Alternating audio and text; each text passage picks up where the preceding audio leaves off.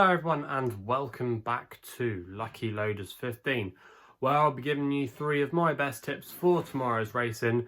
Now I quickly want to apologise for another poor day today. Nothing really went our way. Our next best in the Jeans at Lingfield was quite well supported last night, but then as we got closer to post time and we got closer to the race, it was quite easy to back in the end for Holly Doyle and Ed Dunlop, and just never really got involved in the race. No excuses at all, and if she was good enough she should have finished probably a lot closer, but yeah, just wasn't to be on the day.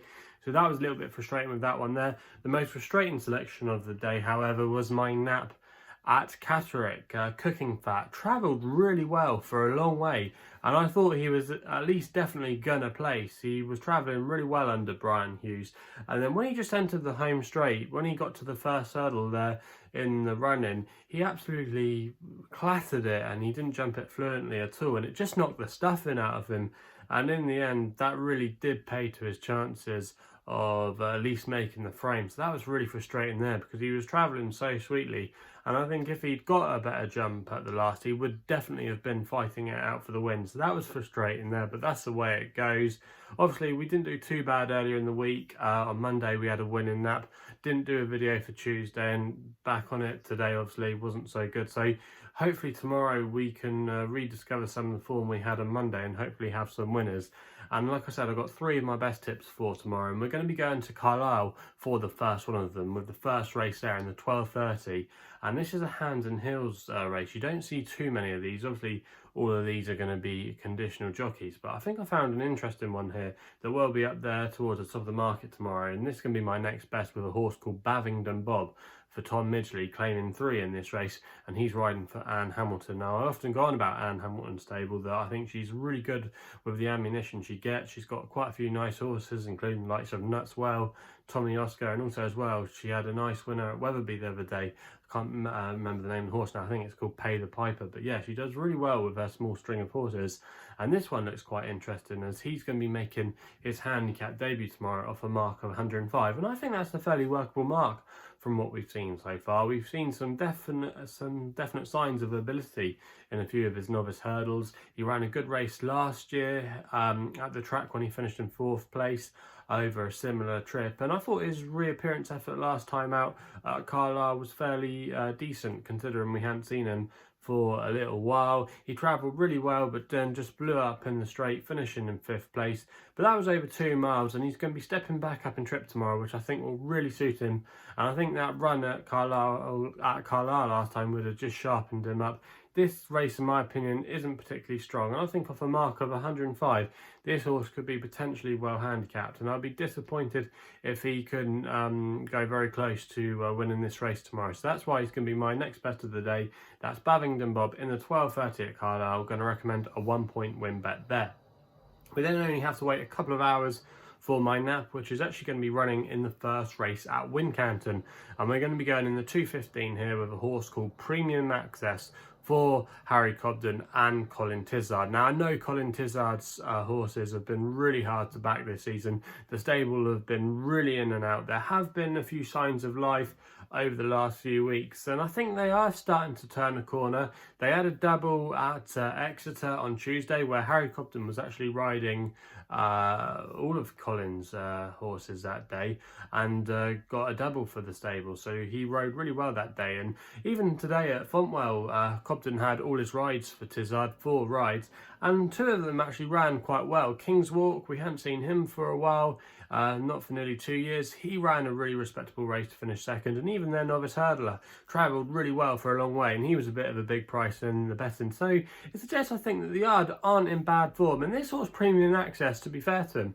has been running really well this season, considering the stable have been out of sorts. Now, he was a winner back at Huntington in December. He finished a respectable race here, 2nd in a respectable race here at Wincanton back in January, and even his latest effort at Fakenham, despite finishing in 4th place and then being well beaten, there is some substance to that form, because the winner Far Away, who you might remember landed a bit of a gamble at Musselburgh, has actually come out and subsequently won again today at Catterick. So there's some good form there. Even a horse in that race, Risk and Roll, ran a respectable race at Huntington at the weekend to finish in second. So there is some respectable form. But I think the key to this horse tomorrow is going to be tackling 3 miles. To me, he just looks like he's been wanting to step up and trip.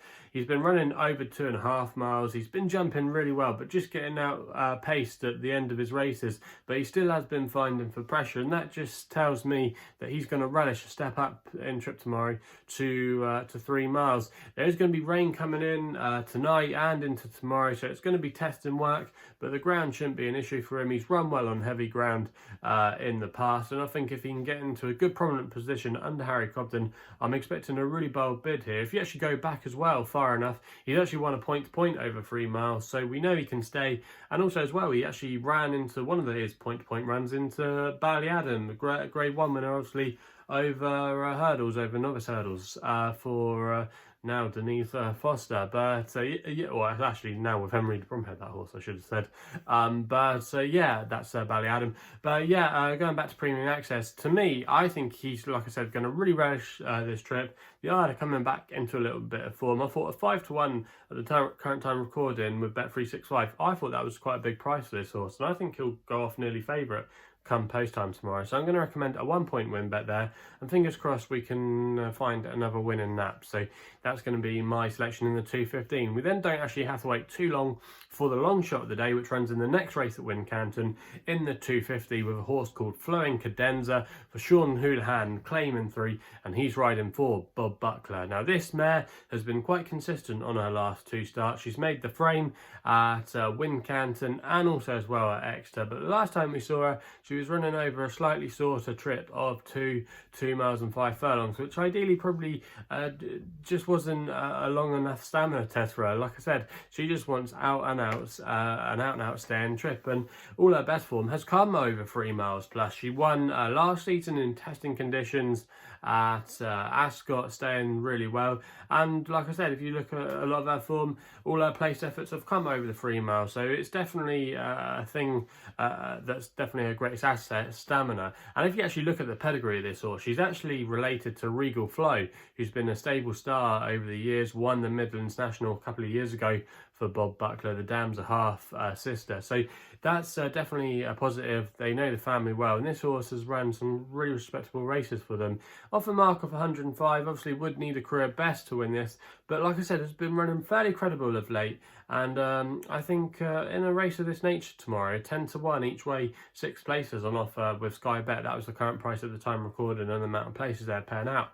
I think that's a fairly good each way bet tomorrow, and I'll be disappointed if this horse couldn't go close. I just think going up in trip might revitalise this horse, and also as well, we know she's going to be able to handle the conditions, because I think it'll be very testing work at Wincanton tomorrow. So that's going to be my long shot of the day, Flowing Cadenza in the 2:50 at Wincanton. So quickly then, just round off the 3 tips. In the 12:30 at Carlisle is my next best. Bavington Bob 3-1, 1 point win only bet. In the 2:15 at Wincanton is the Nat for Colin Tizard, 5-1, 1 point win only bet. And then in the 2:50 at Wincanton is the long shot of the day, 10-1 each way, 0.5 each way bet there, and 6 places available with SkyBet at 10-1. So they're the 3 tips for tomorrow's racing. If you're still enjoying these videos, please remember to hit the thumbs up button and subscribe here to my YouTube channel at LuckyLoaders15 if you haven't done so already. Also as well, let me know in the comments box below what you fancy tomorrow. If you want to follow me on social media, the best place to do so is on Twitter, where my handle is at LuckyLoader15. And if you want to find out a little bit more about myself, my website is www.chrisloaderracing.co.uk. So please game responsibly. Hopefully we can find some winners tomorrow, and we'll be seeing you soon.